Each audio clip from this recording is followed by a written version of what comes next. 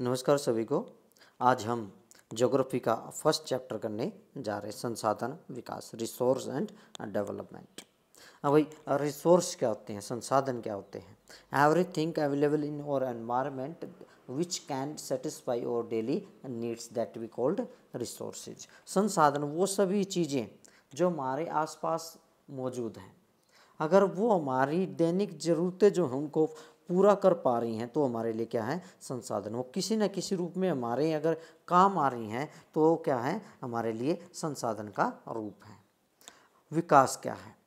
Development जिसको कहा जाता है कि भाई डेवलपमेंट का मतलब है कि भाई किसी भी चीज़ में सुधार आ जाना, किसी भी चीज़ का ग्रेड जो है वो चेंज हो जाना in a positive manner, that we called. तो वो हो जाएगा हमारा विकास भाई। चलिए चैप्टर को पढ़ते हैं। ये कहता है हमारे पर्यावरण में जितनी भी चीज़ें उपलब्ध है ना, वो हमारी आवश्यकता को पूरा करने में प्रयुक्त की जाती हैं, और जिसको उन चीज़ों को अब प्राप्त करने या बनाने के लिए हमें क्या चाहिए, टेक्नोलॉजी यानी प्रौद्योगिकी उपलब्ध है।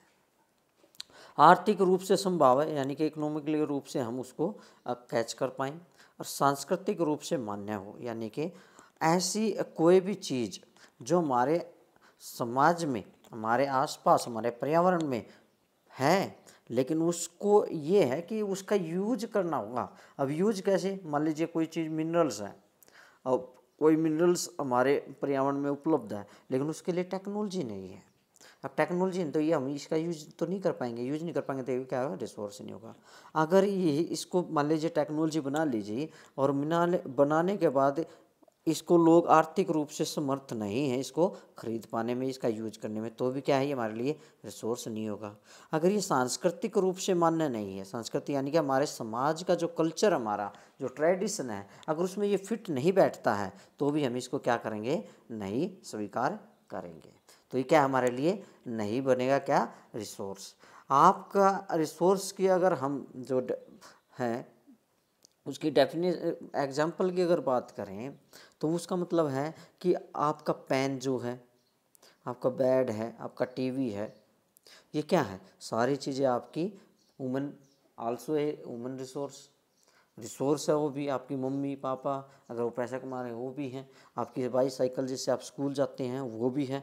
अगर ये, अब इसकी भी कैटेगरी होती है भाई। मान लीजिए आप साइकिल है, अब साइकिल से आप स्कूल जा रहे हैं, ठीक चल रही है, सैर मॉर्निंग वॉक के लिए जा रहे हैं, तो ये आपके लिए रिसोर्स है। अगर ये ख़राब हो जाती है, कोने में डाल दी जाती है, तो उसमें ये क्या होगी, हमारा रिसोर्स नहीं कहलाएगी। तो जो भी आप सोच सकते हैं, कोई भी चीज़ आप सोच के देख लीजिए, अगर वो आपके किसी न किसी रूप में काम आ रही है तो वो क्या है, रिसोर्स हैं।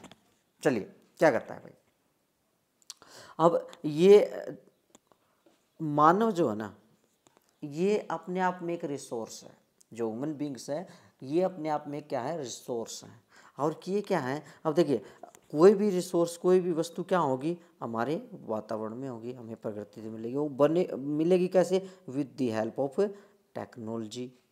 अब टेक्नोलॉजी जब मिलेगी तो इसको प्रोड्यूस करना या इसमें मॉडिफिकेशन करना किसके थ्रू होगा, संस्थाएं यानी कि इंस्टीट्यूशन के थ्रू होगा। अरे इन तीनों को हैंडल कौन करेगा, मानव करेगा। तो इनके बीच, ये फिजिकल एनवायरनमेंट के बीच, टेक्नोलॉजी के बीच और इंस्टीट्यूशन के बीच एक बाउंडिंग बनती है, एक इंटरेक्शन बनता है, एक लिंक बनता है, जिसको फॉलोअप किया जाता है बाय दी मानव यानी कि ह्यूमन बींग्स के थ्रू। चलिए क्या कहता है आगे,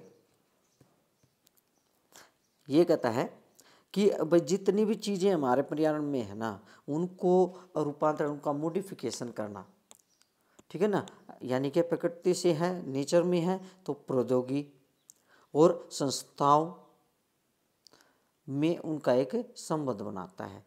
और इसमें मानव जो है ना, यानी कि ह्यूमन बींग जो है, वो टेक्नोलॉजी के थ्रू क्या करता है, प्रकृति से वो चीज़ ले लेता है और उसे आर्थिक विकास की गति में तेज देने के लिए संस्थाओं का निर्माण करते हैं। यानी कि संस्थाओं के थ्रू ही उनका डेवलपमेंट किया जाता है। अब क्या कर रही है ये, अब बहुत से लोग जो हैं ये कह रहा है, क्या आप भी अन्य बहुत से लोगों की तरह संसाधनों को अब फ्री यानी कि प्राकृतिक उपहार समझते हैं? क्या आप भी ऐसा मानते हैं कि जो रिसोर्सेज हैं there are a free gift from the nature? क्या इसका यूटिलाइजेशन इस तरह से किया जाना चाहिए, सबके लिए है, लेकिन क्या हम मानते हैं ऐसा? चलिए क्या कहता है, ऐसा नहीं है, ये फ्री नहीं है भाई। संसाधन जो मानवीय क्रियाओं का परिणाम है।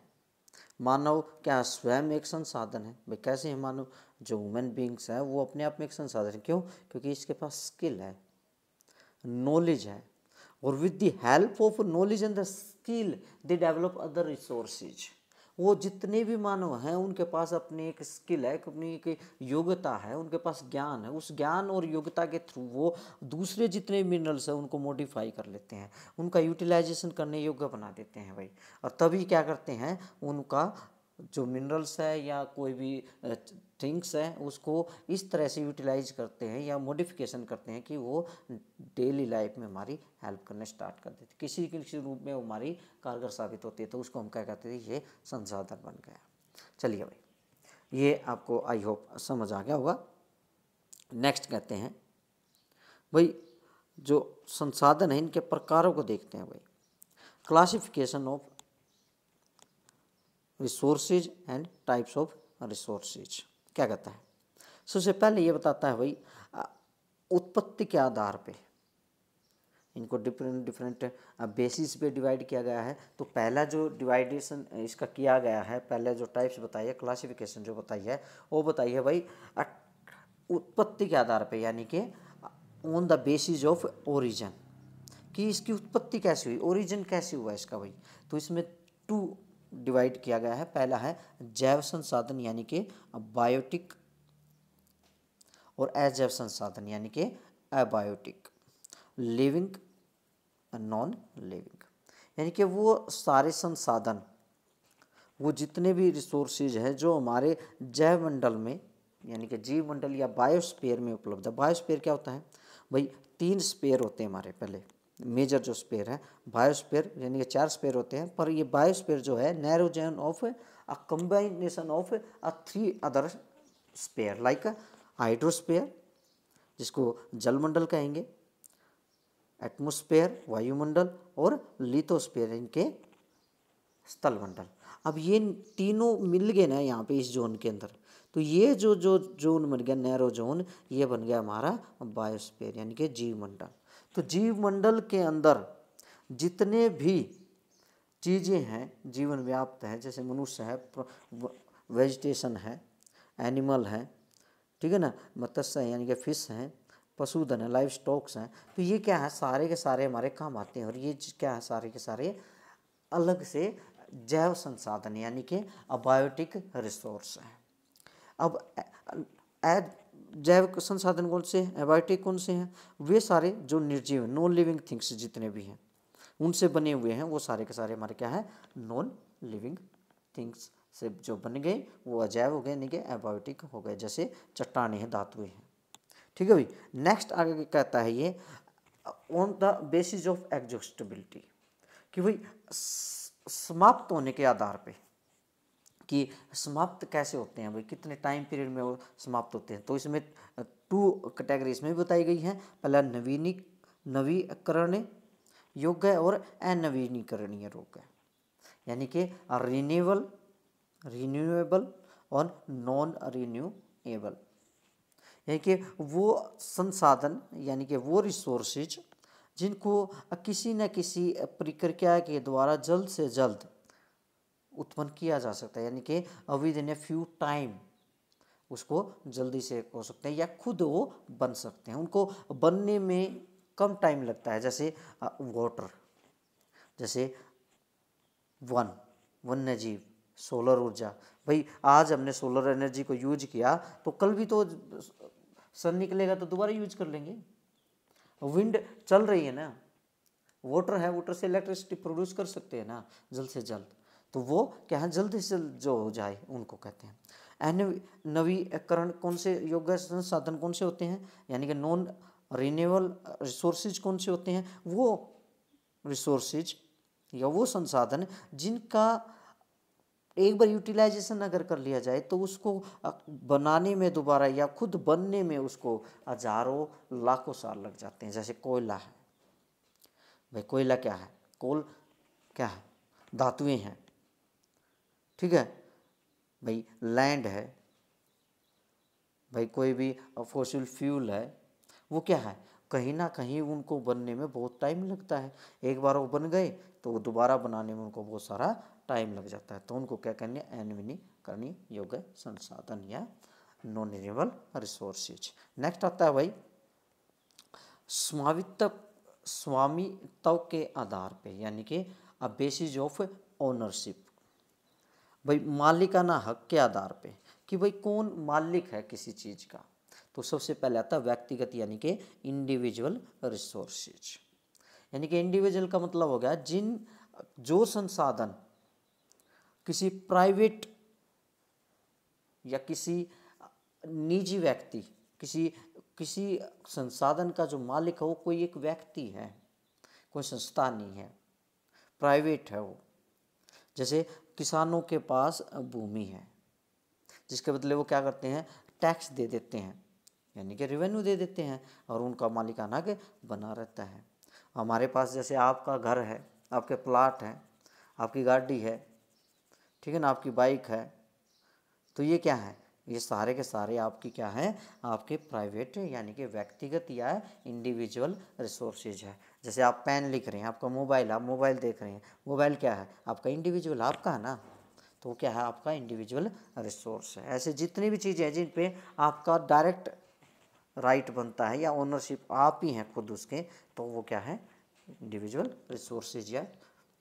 नेक्स्ट आता है कम्युनिटी वॉन्ट रिसोर्सेज। सामुदायिक भाई, कम्युनिटी समाज का जिस पे क्या है, मालिक हक है, यानी कि पूरे समाज का हक है उसको यूटिलाइज करने के लिए। जैसे गांव में कोई भूमि है जो सब यूज करते हो, जैसे कोई चारागाह है, या शहर के अंदर पार्क है, कोई स्टेडियम है, कोई पिकनिक स्पॉट है, वहाँ पे क्या है, वो सभी के लिए, कोई भी वहाँ जा सकता है। और हाँ, ये बशर्ते ये हो सकता है कि वहाँ जाने के लिए कई बार जैसे पिकनिक स्पॉट है, कोई पार्क है, वो बहुत अच्छा डेवलप कर दिया गवर्नमेंट ने, उस पर कोई टिकट लगा दी, टिकट हालांकि लगा दी, लेकिन जाने से कोई नहीं रोक सकता, वहाँ सब जाएंगे। 5-10 रुपये की टिकट लगा दी, टिकट इसलिए लगा दी क्योंकि उसको मॉडिफिकेशन करना चाहते हैं, उसकी सुंदरता जो है भाई, उसको मेंटेनेंस के लिए खर्चा चाहिए, तो गवर्नमेंट उस खर्चे को उस टिकट से प्राप्त कर लेगी। लेकिन ये वो पार्क भी क्या माना जाएगा, सामुदायिक माना जाएगा, कम्युनिटी रिसोर्सेज माना जाएगा। नेक्स्ट आता है भाई नेशनल रिसोर्सेज, राष्ट्रीय संसाधन। भाई ये राष्ट्रीय संसाधन क्या है भाई, क्योंकि देश के जो संसाधन है जिस पे देश का अधिकार है भाई, यानी कि देखा टेक्निकली देखा जाए तो सारे रिसोर्स ही किसके हैं, देश के हैं, उस पर देश का राइट है। लेकिन देश की सरकार को इस कानूनी अधिकार भी है, राइट भी है भाई, कि वो किसी भी जो है लैंड पे, किसी भी प्रॉपर्टी पे एक्वायर कर सकती है। पर ऐसे नहीं है कि किसी के घर में घुस गई और घर में घुस के कहा कि ये घर तो मेरा हो गया, जाके सीएम कह देगा नहीं ये जो होटल है, मान लो होटल वाले के पास गया कि ये होटल तो मेरा है भाई, कल से मैं इस पर राज करूँ, ऐसे नहीं। अगर वो पब्लिक वेलफेयर के लिए कोई काम कर रहे हैं तो उसमें वो उस रिसोर्स को एक्वायर कर सकते हैं। यानी कि अगर किसी भी इंडिविजुअल जो रिसोर्सेज हैं उनको वो आम जनता के हित के लिए, यानी कि पब्लिक वेलफेयर के लिए अगर यूटिलाइज कर रहे हैं तो वो एक्वायर कर सकते हैं। फॉर एग्जांपल मान लीजिए कोई रोड निकलना है और यहाँ पे किसी का फील्ड है, यानी कि खेत है, तो ये खेत की ये ज़मीन जहाँ से ये निकलना है ना, इसको गवर्नमेंट एक्वायर कर सकती है। क्यों कर सकती है, क्योंकि रोड क्या है भाई, लोगों के लिए बनाया जा रहा है, उनके वेलफेयर के लिए बनाया जा रहा है। नहरें बनाई सकती है, रेल लाइन बिछाई जा सकती है, या कोई और बड़ा प्रोजेक्ट बनाया जा सकता है। फॉर एग्जाम्पल डैम बनाए जाते हैं भाई। अब डैम कहाँ बनाए जाएंगे, किसी लंबी चौड़ी स्थान पे बनाए जाएंगे, कुछ पे झील बनाई जाती है पहले, तो वो डैम बनाने के लिए क्या करेंगे, हम बहुत सारी लैंड एक्वायर करेंगे। तो वहाँ पे भी अगर किसी किसानों के खेत है तो उनको गवर्नमेंट एक्वायर कर सकती है फॉर द पब्लिक वेलफेयर। अब उनके लिए करेंगे कि उनको एक्वायर कर लेंगे। हाँ, इनके अलग अलग नियम होते हैं, उनको कुछ पैसे दिए जाएंगे, किस हिसाब से, वो अलग चीज़ है, लेकिन अक्वायर कर सकती है। दूसरा इसमें इम्पोर्टेंट बात जो आती है, सारे खनिज पदार्थ, जल संसाधन, वन, वन्यजीव, राजनीतिक सीमाओं के अंदर सारी भूमि और समुद्र भी। भाई समुद्र कैसे आएगा, आप कहेंगे कि समुद्र कैसे एक्वायर करेंगे सर। 12 नॉटिकल माइल्स, मान लीजिए ये हमारा तट है, ठीक है भाई, और इस तट पे ये महासागर है भाई, यहाँ पे सारा महासागर है। अब हम क्या करेंगे, 12 नॉटिकल माइल्स, समुद्र में 12 नॉटिकल माइल का मतलब है 2 पॉइंट यानी कि 22 किलोमीटर अंदर तक जो हमारा होगा वो हमारा महासागर होगा, भूभागीय समुद्र उसको बोले, इंटरनल वाटर बॉडीज उसको बोलेंगे। और इसमें भी कहाँ से मापेंगे, जो लास्ट लैंड होती है ना उससे मापे जाते हैं, कि आगे पीछे है ना, मान लीजिए ये पीछे की तरफ है, अब ये लैंड तो आगे है, तो लास्ट जो कोना है ना लैंड का, मान लीजिए ये कोना है, तो यहाँ से हम सीधी लाइन खींचेंगे और इसके अंदर वाला जो जल है, वाटर है, इसको काउंट नहीं करेंगे, हम लास्ट पॉइंट यहाँ से स्टार्ट करेंगे और यहाँ से 12 नॉटिकल माइल्स जो होगा हमारा अंदरूनी भाग होगा। इसमें हम कुछ भी कर सकते हैं, हमारे मछुआरे जा सकते हैं, कोई भी हम एक्टिविटी यहाँ पे कर सकते हैं, इस पे पूरी तरह से हमारा अधिकार होगा। अब आगे क्या कहता है, इंटरनेशनल रिसोर्सेज, भाई अंतर्राष्ट्रीय संसाधन।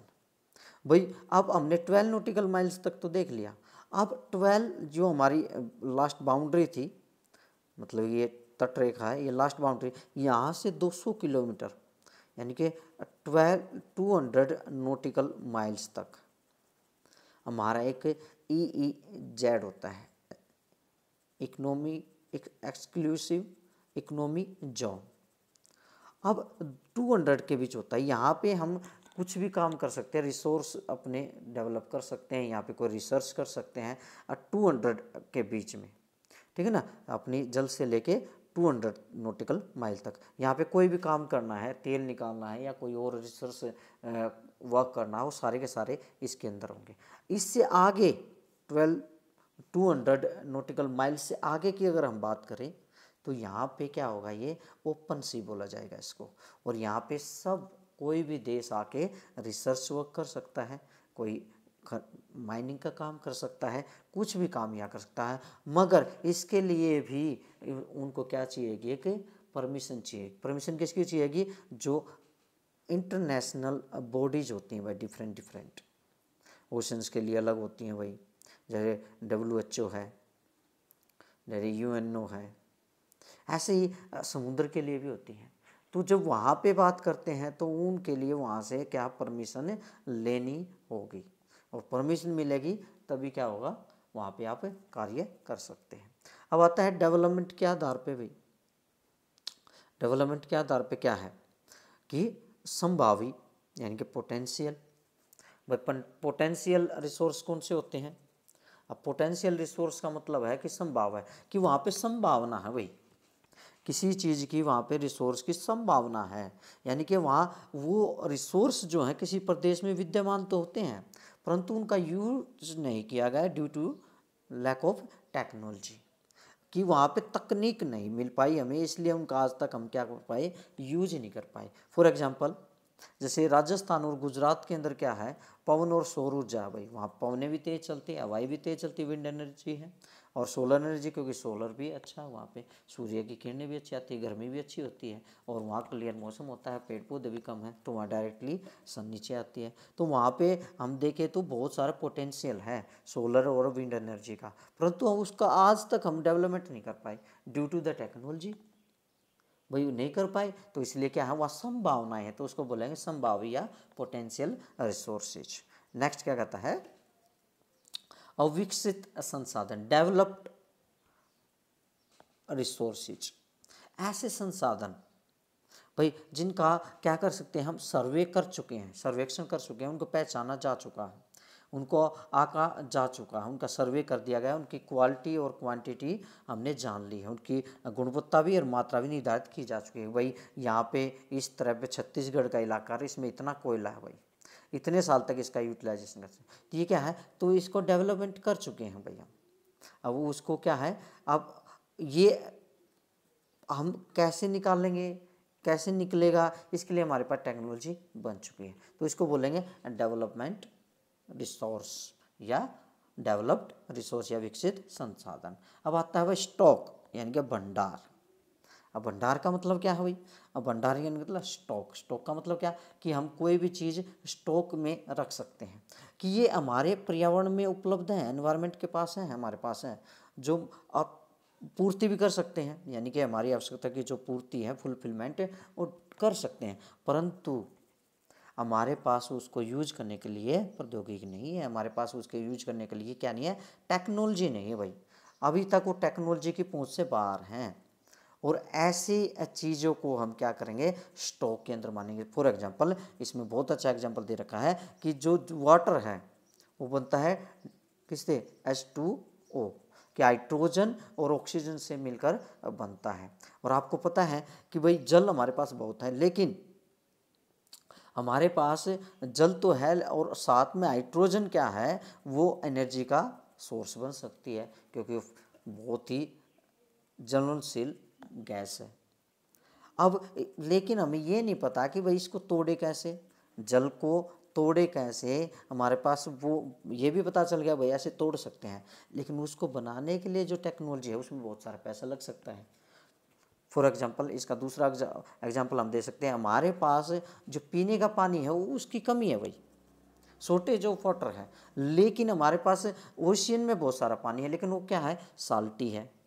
अब हमारे पास कुछ मशीनें ऐसी भी बन गई जो साल्ट वाला, जो बिल्कुल ही बहुत ज़्यादा साल्टी पानी होता है, उसको भी हम क्या कर सकते हैं, उसको भी मीठे पानी में यानी कि पीने योग्य जो ड्रिंकिंग वाटर है उसमें चेंज कर सकते हैं। लेकिन उसके लिए जो मशीनें हैं ना, उसमें बहुत सारे इन्वेस्टमेंट करना पड़ेगा। अभी इतनी चीप जो टेक्नोलॉजी वो नहीं आ पाई, तो क्या है वो हम यूज नहीं कर पाए, तो इसलिए क्या है वो आज तक स्टॉक में है भाई। नेक्स्ट क्या करता है, जिसमें सबसे ज़्यादा बच्चे कंफ्यूज होते हैं, संचित कोर्स, रिजर्व। रिजर्व्ड का मतलब क्या होता है भाई, बचा के रखा हुआ, संचित है यानी कि अलग से बचा रखा है, रिजर्व हो भाई किसी के लिए। अब क्या है, ये जो संसाधन है, ये रिसोर्सेज है, जो ये स्टॉक का ही हिस्सा है भाई। ये किसका हिस्सा है, स्टॉक का ही हिस्सा है, एक तरह से भंडार का ही हिस्सा है। लेकिन इनकी भी क्या है, तकनीकी ज्ञान की सहायता से प्रयोग में लाया जा सकता है, तो इनका उपयोग जो है अभी आरंभ नहीं किया गया है। अब वो कोई भी रीजन हो सकता है भाई, टेक्नोलॉजी भी हो सकती है, वो पैसा भी हो सकता है, या हम करना नहीं चाह रहे हैं ये भी हो सकता है। लेकिन आज तक हमने इनको बचा के रखा है, इनको जान गए हम यूज कर सकते हैं, लेकिन टेक्नोलॉजी के कारण, ड्यू टू टेक्नोलॉजी या इसकी कॉस्ट के कारण, या हम करना नहीं चाह रहे अभी, इसलिए इसकी ज़रूरत नहीं पड़ी है। लेकिन भविष्य में इसको हम यूज किया जा सकता है भाई, फ्यूचर में हम इसका यूज आराम से कर सकते हैं। जैसे नदियों के जल जो है विद्युत पैदा करने में प्रयुक्त किया जा सकता है। हमारे पास बहुत सारे डैम है भाई, नदियाँ इतनी बड़ी बड़ी, हम डैम बना सकते हैं ना उन पर। डैम बना के हमें पता है ना, नदियाँ हैं हमारे पास, नदियाँ तो बह रही हैं, हम ये भी कर जानते हैं कि डैम बना सकते हैं, डैम बना के टरबाइन लगा के हम उसको क्या करते हैं, हाइड्रो इलेक्ट्रिसिटी आप प्रोड्यूस कर सकते हैं, लेकिन हमने आज तक वो नहीं किया है। तो इसका मतलब क्या है कि वो संचित है, रिजर्व कर रखा हमने, कि आने वाले टाइम में हम इसको यूज कर लेंगे। लेकिन अभी भी हम कर रहे होंगे उसका use. For example hydro electricity हम प्रोड्यूस तो कर रहे हैं, लेकिन कम मात्रा में कर रहे हैं, क्योंकि हमें ज़रूरत इतनी है, या हम करना नहीं चाह रहे अभी, तो वो क्या हो जाएगा, संचित हो जाएगा। और स्टॉक का मतलब है कि हमने पता तो है कि ये चीज़ें हैं, लेकिन आज तक उनकी टेक्नोलॉजी नहीं ढूंढ पाए हम, टेक्नोलॉजी मिली भी तो बहुत हाई कॉस्ट की है, तो उसका यूज हम नहीं करना चाह रहे हैं। नेक्स्ट क्या आता है भाई, नेक्स्ट टॉपिक आपका कि ये नेक्स्ट टॉपिक आपका जो है वो है कि संसाधनों का विकास भाई, डेवलपमेंट ऑफ रिसोर्सेज। कि डेवलपमेंट जैसे हमने पढ़ा था, विकास की किसी चीज़ में अपग्रेड कर देना, उसको मॉडिफाई कर देना इन पॉजिटिव मैनर। तो वही कह रहा है कि भाई ये तो हमारे लिए ज़रूरी हैं संसाधन, लेकिन इसकी गुणवत्ता जो क्वांटिटी है, क्वालिटी है, वो बनाए रखेंगे। और ये तो प्रकृति की देन है, फ्री गिफ्ट्स हैं, तो इसका क्या है, इसका प्रयोग हमारे द्वारा ज़बरदस्त तरीके से किया जा रहा है, और ये हमारे ज़्यादा यूटिलाइज करने से ही, ओवर यूटिलाइजेशन से ही कुछ प्रॉब्लम्स क्रिएट हो रही हैं भाई। सबसे पहले क्या हो रहा है, डिप्लीशन डिप्लीशन ऑफ रिसोर्सेज यानी कि संसाधनों का पतन, ह्रास हो रहा है भाई, क्योंकि संसाधन क्या जा रहे हैं, पतन की ओर जा रहे हैं भाई। दूसरा है कि भाई संसाधन समाज के कुछ लोगों के हाथ में आ गए हैं, तो उससे क्या है, हमारे बीच एक खाई बन गई है अमीर यानी कि रिच और पुअर की, तो ये भी हमारी प्रॉब्लम है। नेक्स्ट क्या कहता है, ये कहता है भाई संसाधन से हमारा एनवायरनमेंट है वो पोल्यूटेड हो रहा है। अब भाई ये संकट तो बनेगा ना, इकोलॉजिक सिस्टम भी तो गड़बड़ा रहा है हमारा भाई। जैसे ग्लोबल वार्मिंग है वो प्रॉब्लम भी क्रिएट हो रही है, जैसे O3 यानी कि ओजोन परत है वो का डिप्लीशन हो रहा है, वो खराब हो रही है, पर्यावरण प्रदूषण भी फैल रहा है और भूमि निम्नीकरण भी हो रहा है, यानी कि लैंड डिग्रेडेशन भी हो रहा है, लैंड का पतन होता जा रहा है। अब इसके लिए कुछ कदम उठाए गए थे, ये बड़ा इम्पोर्टेंट है कि भाई हमें कैसे इस चीज़ को हम कर सकते हैं, हाउ वी कंजर्व रिसोर्सेज, कैसे इन संसाधनों का विकास किया जा सकता है और इनको बचाया जा सकता है। तो ये कहता है मानव जीवन की गुणवत्ता और विश्वास जो विश्व शांति है उसको बनाए रखने के लिए जो संसाधनों का समाज में न्याय संगत बंटवारा आवश्यक हो गया है। यदि कुछ व्यक्ति तथा देशों द्वारा संसाधनों का वर्तमान दोहन जारी रहता है तो हमारी पृथ्वी का भविष्य खतरे में पड़ सकता है, कि हमारे पास इतने ज़्यादा रिसोर्सेज हैं, कुछ एक जैसे यूएसए है भाई, चीन है, कनाडा है, ये इतने ज़्यादा रिसोर्सेज यूज कर रहे हैं, हद से ज़्यादा इंडस्ट्रियलाइजेशन इतनी जल्दी यहाँ आ गई, उन्होंने इतनी चीज़ें मिनरल्स या हमारे रिसोर्सेज का यूटिलाइजेशन कर दिया, ओवर यूटिलाइजेशन कर दिया, जिसके कारण हमको आज बहुत सारी समस्याएं पैदा हो रही हैं। एनवायरनमेंट, ग्लेशियर का पिघलना, ग्लोबल वार्मिंग का होना, तापमान का बढ़ जाना, CO2 की गैस का बढ़ जाना, डे बाई डे डिजास्टर आना, ये क्या है, ये सारे की सारी प्रॉब्लम आज फेस की जा रही हैं भाई। आगे क्या कहता है, न्यू न्यू डिजीज का आ जाना, इसलिए हर तरह का जीवन है उसको बनाए रखने के संसाधनों का उपयोग जो है ना, वो उसकी योजना बनानी होगी, उसकी प्लानिंग करनी होगी भाई, और सतत अस्तित्व सही अर्थ में सतत पोषणीय विकास का ही हिस्सा है। अब ये सतत पोषणीय विकास क्या होता है भाई, चलिए पढ़ते हैं। इसको बोलते हैं सस्टेनेबल डेवलपमेंट। सस्टेनेबल डेवलपमेंट का मतलब है कि भाई ऐसी तरह से हम डेवलपमेंट लाएंगे, हम रिसोर्सेज को डेवलप करते हैं ना, डेवलप क्यों करते हैं कि उसका यूटिलाइजेशन करते हैं, तो डेवलपमेंट ऐसी करेंगे कि आज जितनी ज़रूरत है उतना ही, और उसको बचाएंगे इन फ्यूचर जनरेशन के लिए। क्या कहता है, असतत पोषणीय विकास जो है का अर्थ है कि विकास पर्यावरण को बिना नुकसान पहुँचाए हो और वर्तमान विकास की प्रक्रिया भविष्य की पीढ़ियों की आवश्यकता कोई अवहेलना ना करे।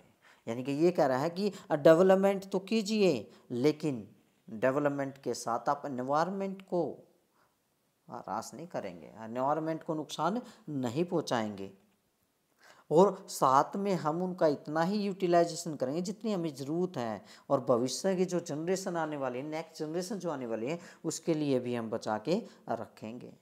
तो उसे ही कहेंगे सतत पोषणीय विकास, यानी कि सस्टेनेबल डेवलपमेंट। इसके लिए हमने क्या किया, हमारे जो विश्व के बहुत सारे डेलीगेट्स यानी कि रिप्रेजेंटेटिव थे, गवर्नमेंट्स थी, वो मिले। फर्स्ट जो अर्थ समिट हुआ रियो डी जेनेरियो में, पृथ्वी सम्मेलन 1992 में एक अर्थ सम्मेलन हुआ, यानी कि अर्थ समिट हुआ ब्राज़ील में, और वहाँ यह प्रथम अंतर्राष्ट्रीय अर्थ सम्मेलन था, यानी कि पहली बार दुनिया के लोग मिले थे इस अर्थ समिट में। और इसका इसलिए किया गया था कि भाई पर्यावरण में जो ये प्रॉब्लम क्रिएट हो रही है ना ओवर यूटिलाइजेशन से, इनको कैसे सुरक्षित किया जाए, हमारा एनवायरनमेंट है उसको कैसे सेव किया जाए, उसका कंजर्वेशन कैसे किया जाए, और आर्थिक सामाजिक जो विकास की समस्याएं हैं, जो ग्लोबल वार्मिंग है, ओजोन परत का पिघल डिप्लीशन है, ओजोन छिद्र बन जाना है, या अलग अलग तरह की जो वनों की कटाई हो रही है, भूमि कटाई हो रही है, भूमि का लैंड डिग्रेडेशन हो रहा है, तो उसकी पोल्यूशन हो रहा है, उसको कैसे बाहर निकाला जाए, उसका समस्या का हल ढूंढना ही इनका मकसद था। ये क्या कहते हैं, यहाँ पे डिसीजन लिए गए भाई कि आने वाले टाइम में जो हमारी 21वीं सदी आएगी, जो अब आ चुकी है, तो उसमें कुछ प्रिंसिपल्स सेट किए गए, कुछ रूल्स बनाए गए। उसमें एक एजेंडा 21 बनाया गया। एजेंडा 21 ही है set of rules for the conservation of environment and others dealing others problems. क्या कहता है, यह एक घोषणा है भाई, जो ब्राज़ील के शहर रियो डी जेनेरो में की गई थी।